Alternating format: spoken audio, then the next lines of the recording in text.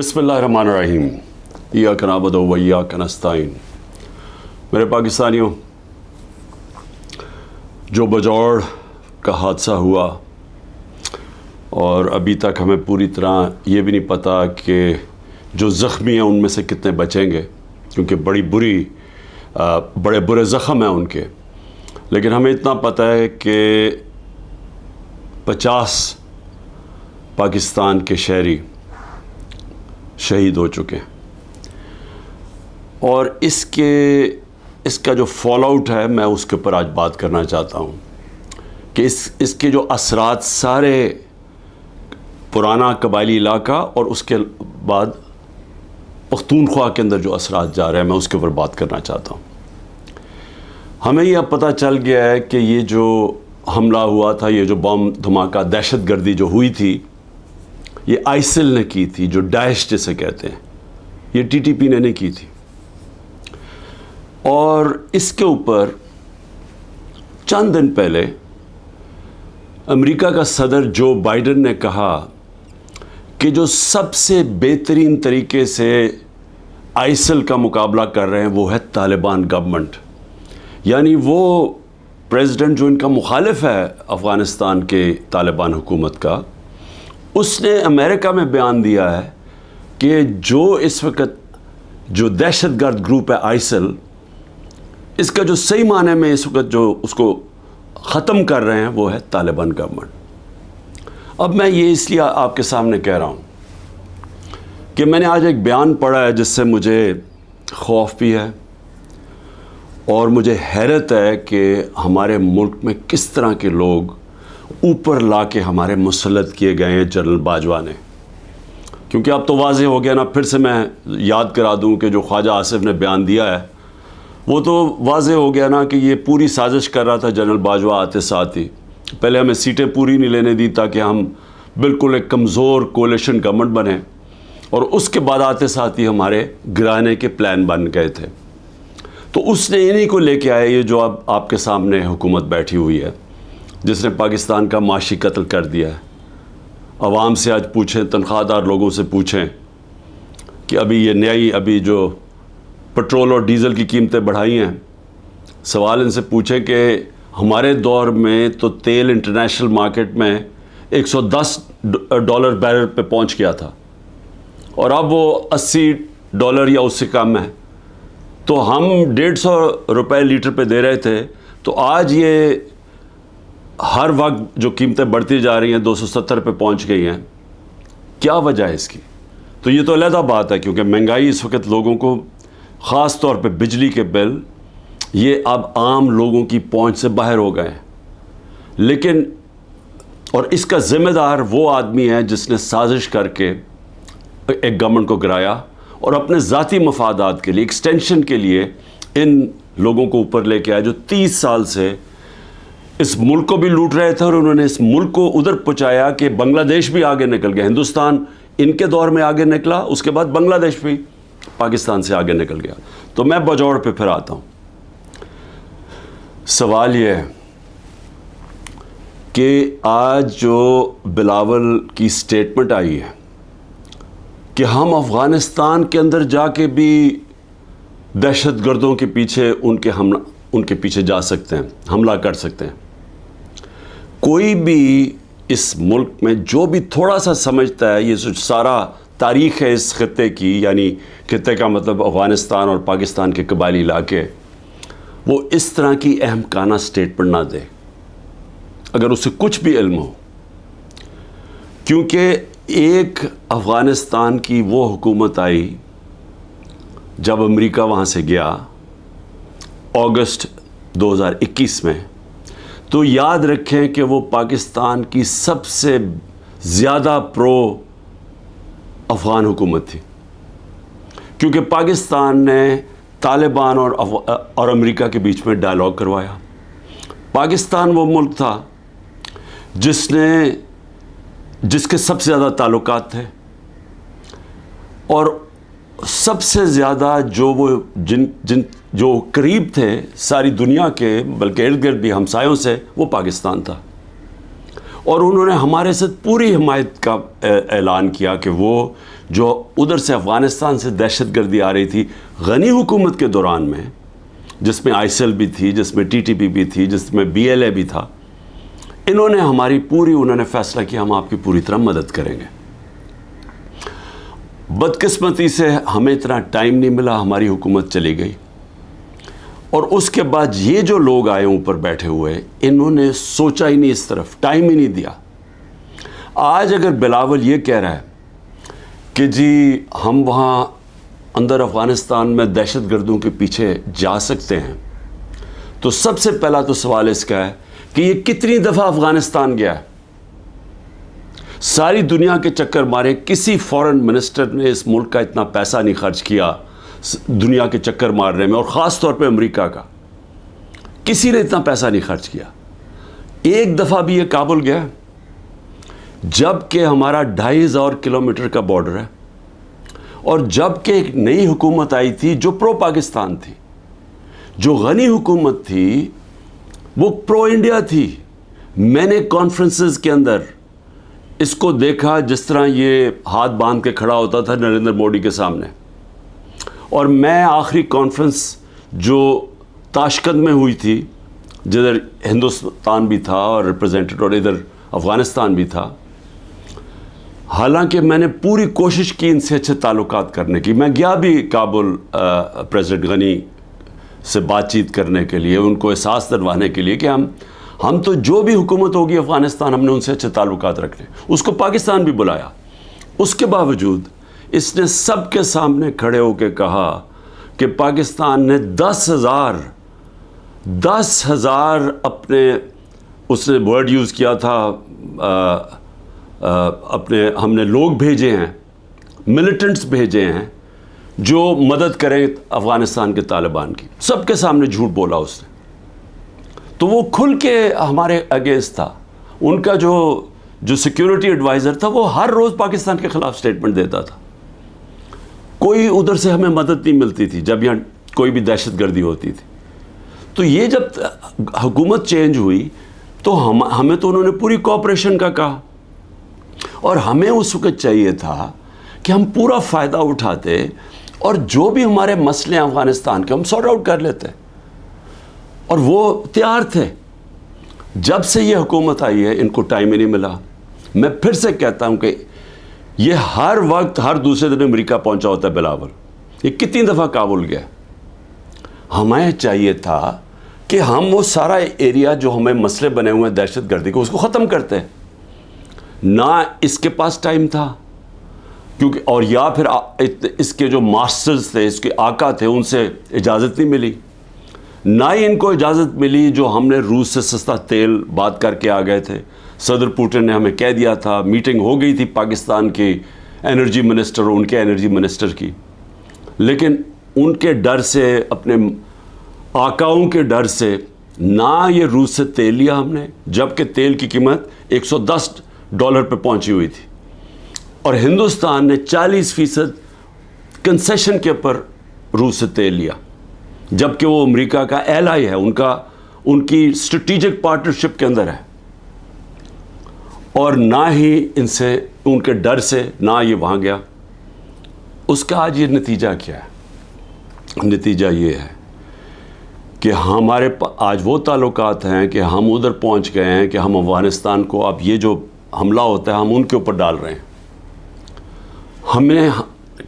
ہم نے صحیح معنی میں کوشش کی نہیں اس وقت کہ ہم یہ اب جو ٹرانزیشن ہے اس کا فائدہ اٹھاتے ہوئے، ایک وہ حکومت جو ہمارے خلاف نہیں ہے، ہم اس کا فائدہ اٹھاتے ہوئے اپنے یہ مسئلہ حل کر دیتے، اور میں آپ کو یقین دلاتا ہوں کہ یہ مسئلہ حل ہو سکتا تھا۔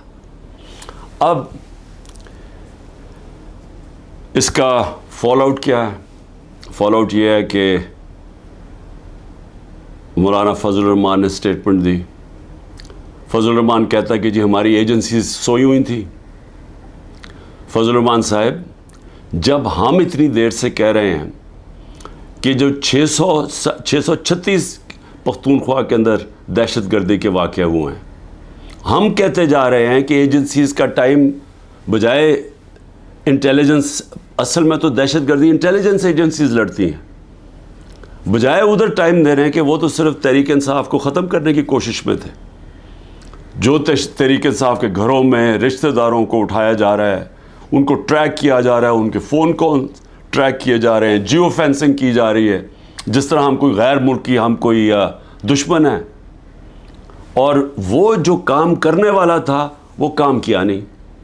اس سے بڑھتی جا رہی ہے ساری دہشت گردی, اور خاص طور پہ پختونخوا کی پولیس کے اوپر, اسپیشلی جو پولیس کے اوپر اب اس وقت ان کا شہادتیں ہو رہی ہیں. اب اس کا کون ذمہ دار ہوگا؟ لیکن اس سے اور بھی آگے چلیں, جو پختونخوا کے لوگوں کے اندر اس وقت غصہ ہے. پی ٹی ایم کیوں بنی تھی؟ پی ٹی ایم یہ بنی تھی کہ جو ساری لڑائی, جو وار آن ٹیرر اصل تو قبائلی علاقے میں وہ اجڑ گیا, لوگوں کے گھر تباہ ہو گئے, زکوٰۃ دینے والے ہو گئے, وہ سارے لوگ نقل مکانی کرنی پڑی, لوگ اپنے گھروں سے نکل گئے, گھر جب واپس گئے گھروں میں بچا کچھ نہیں تھا. سوات کے لوگوں سے, ملاکنڈ کے لوگوں سے بھی یہی ہوا.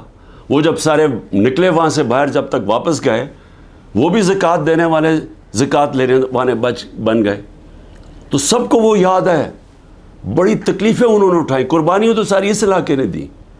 سب سے زیادہ جو ایک تو آپریشنز میں طالبان اور ملٹری کے بیچ میں بیچارے وہ پس گئے, اوپر سے ڈرون اٹیکس, 400 ڈرون اٹیکس کر دیے. ڈرون اٹیکس کا بھی جو سارا جو بدلہ لیا جاتا تھا وہ پاکستانی فوجیوں کے ساتھ اور پولیس کے اوپر, دونوں طرف پاکستانیوں کو نقصان ہو رہا تھا.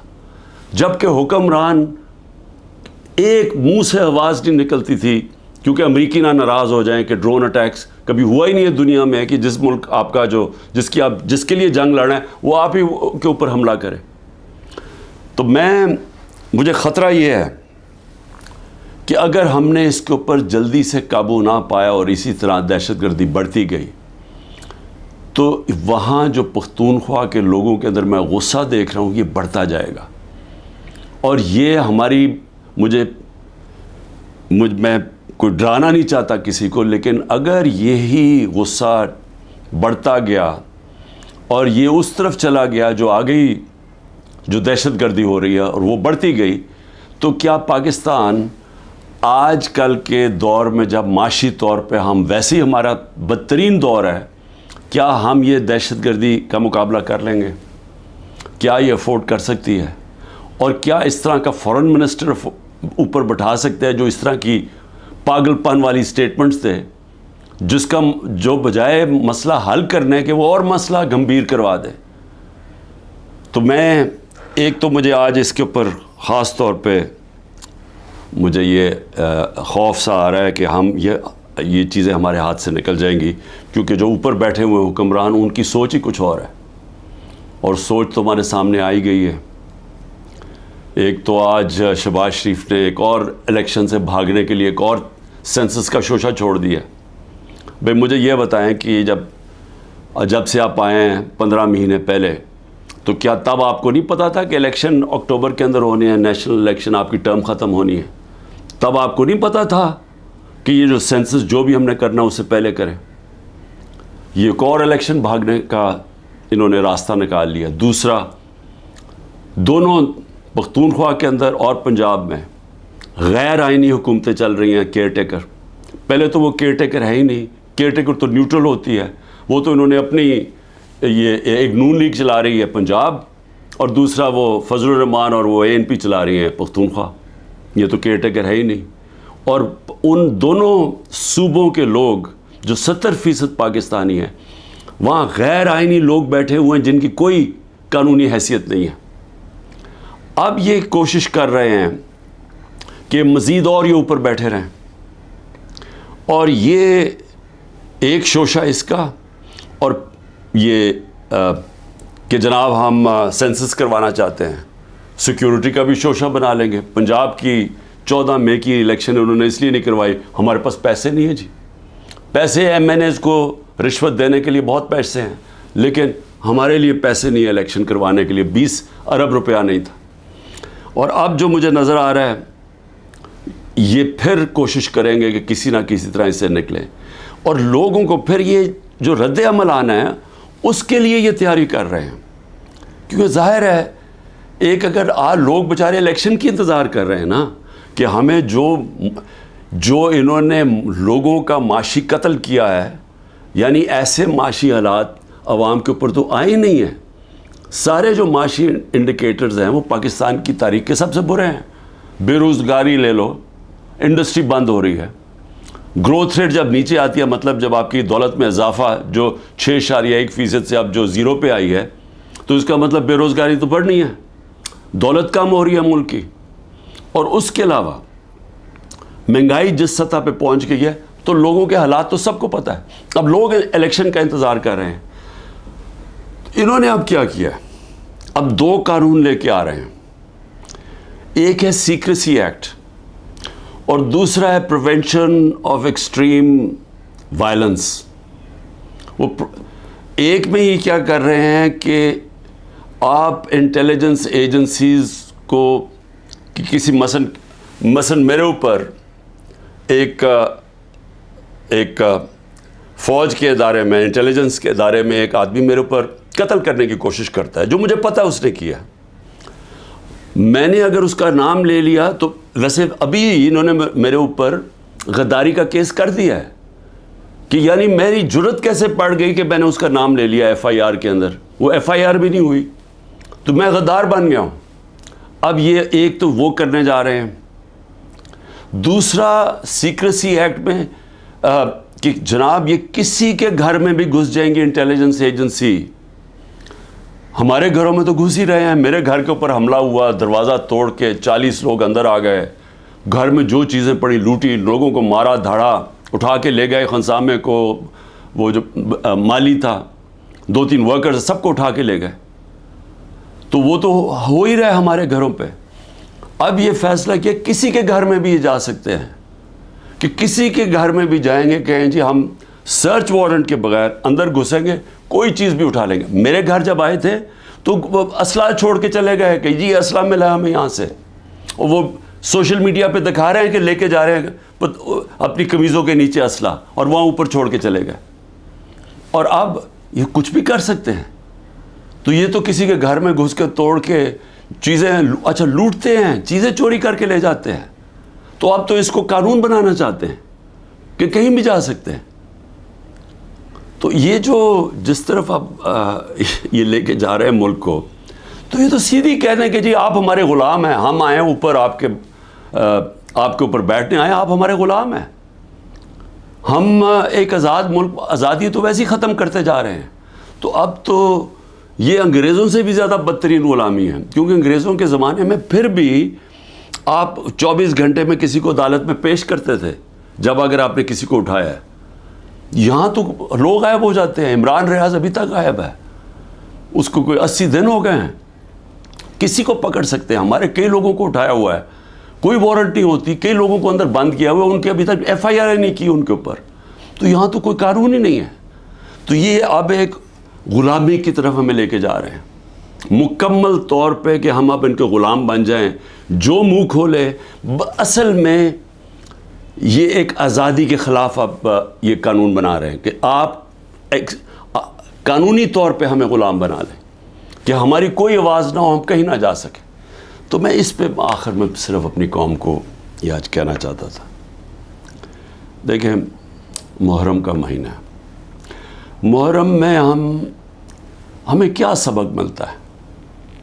ہمیں محرم میں ایک ہی سبق ملتا ہے کہ رائے حق کے لیے، ظلم کے خلاف کھڑے ہونے کے لیے اگر ظالم کے سامنے کھڑے ہوتے ہوئے آپ کی جان بھی چلی جائے تو اس کی پرواہ نہیں ہونی چاہیے. آپ کو قربانی دینی چاہیے اپنی آزادی کے لیے، آزادی رائے کے لیے، آپ کو اپنے حقوق کے لیے، انصاف کے لیے. کیونکہ جب تک ایک قوم آزاد نہیں ہوتی، دنیا کی تاریخ میں اس کا کوئی مقام نہیں ہوتا. وہ میں بار بار آپ کو مولانا رومی کا وہ جو ان کی ایک کہات ہے کہ جب اللہ نے آپ کو پر دیے تو کیوں چونٹیوں کی طرح زمین پہ رینگ رہے ہو. غلام زمین پہ رینگتے ہیں، ان کی کوئی حیثیت نہیں ہوتی. 25 کروڑ کی آبادی ہے. آج مجھے بتائیں ہماری کیا حیثیت رہ گئی ہے؟ وہ جا کے بلاول بھٹو کتنی دفعہ امریکہ گیا ہے, پتہ نہیں کتنے ہمارے ڈالر خرچ کیے اس نے وہاں, اور جب نریندر مودی وہاں گیا تو اس کو ایسا انہوں نے جس طرح کا استقبال دیا. اور اس کے بعد بائیلیٹرل ٹاک تھی ان دونوں کے بیچ میں, امریکہ اور انڈیا. پاکستان کو انہوں نے دہشت گرد بنا دیا کہ جی دھمکی دی کہ دہشت گردی بند کرو. یہ حیثیت رہ گئی ہے.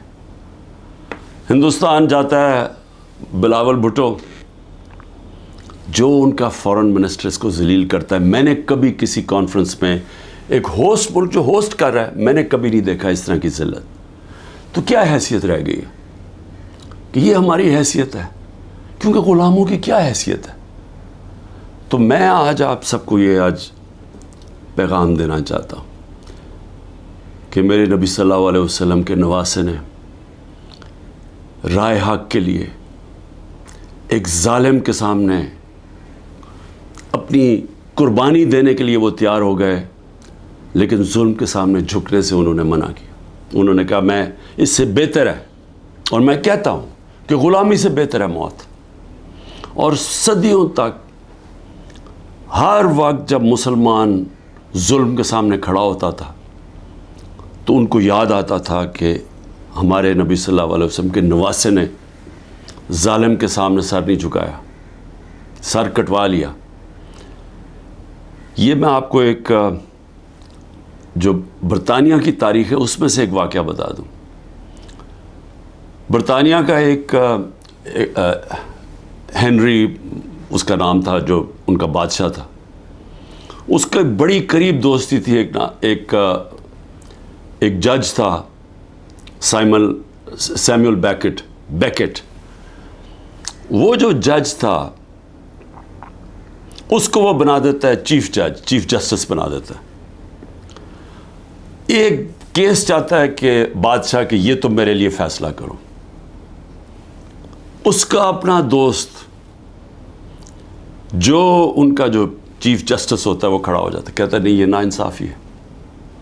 وہ اس کو دھمکیاں دیتا ہے, ڈراتا ہے, دھمکاتا ہے, دوستی جتاتا ہے. سیمول بیکٹ کہتا ہے میں ناانصافی نہیں کر سکتا. آخر میں اس کو پھانسی دلوا دیتا ہے.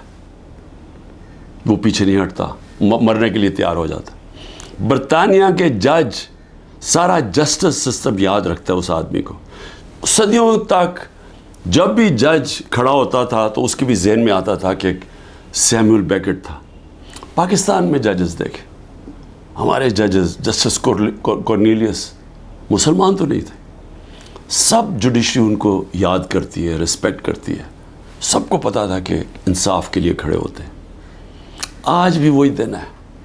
ہمارے ججز کے بیچ میں نظر آ رہا ہے کہ ایک دو ججز کھڑے ہو گئے ہیں اس ظلم کے نظام پہ, دھمکیوں کے باوجود وہ کھڑے ہو گئے کہ لوگوں کے انسانی حقوق کے لیے.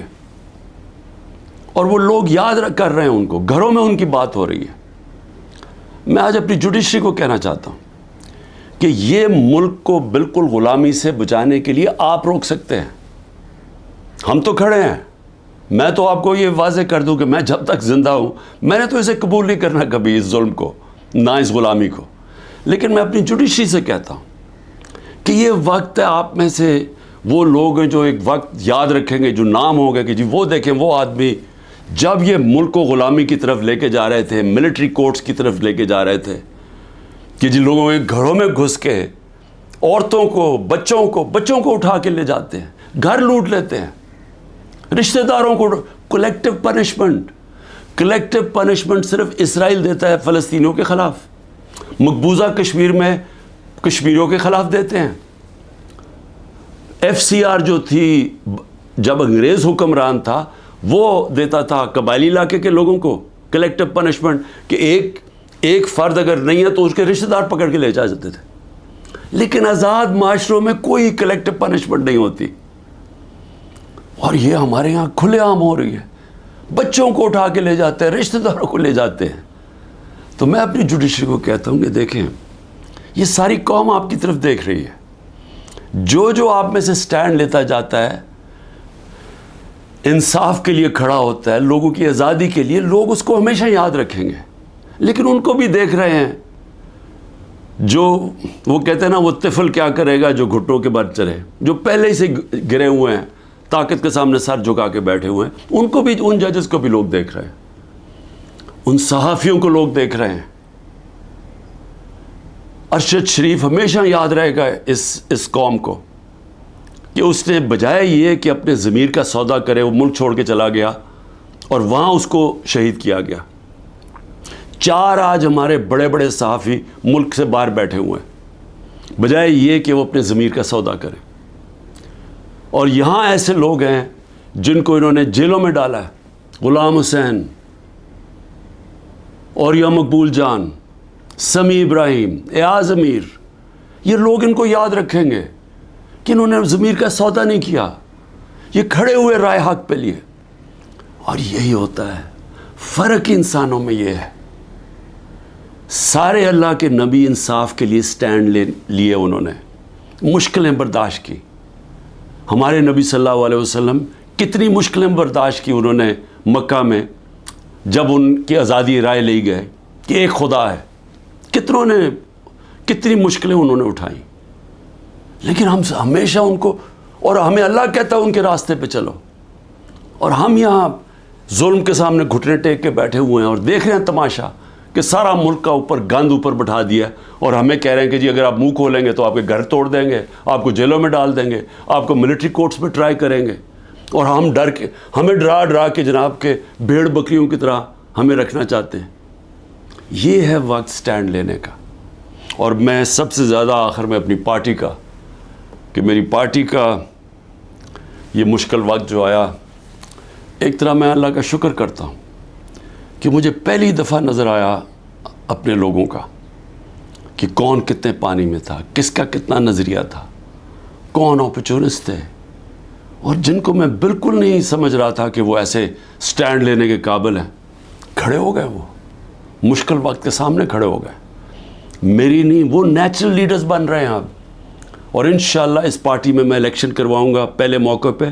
نیشنل لیڈرشپ، نیچرل ہماری پولیٹیکل لیڈرشپ نکلے گی، اور یہ ہوگی انشاءاللہ وہ اصل تحریک انصاف جو اس ملک کے اندر، جو 27 سال پہلے میں نکلا تھا، انصاف کا، عدل اور انصاف اس ملک میں سب سے پہلے قائم کریں گے. پھر یہ ملک خوشحال ہوگا. وہ انشاءاللہ وہ لیڈرشپ نکل رہی ہے. پاکستان زندہ باد.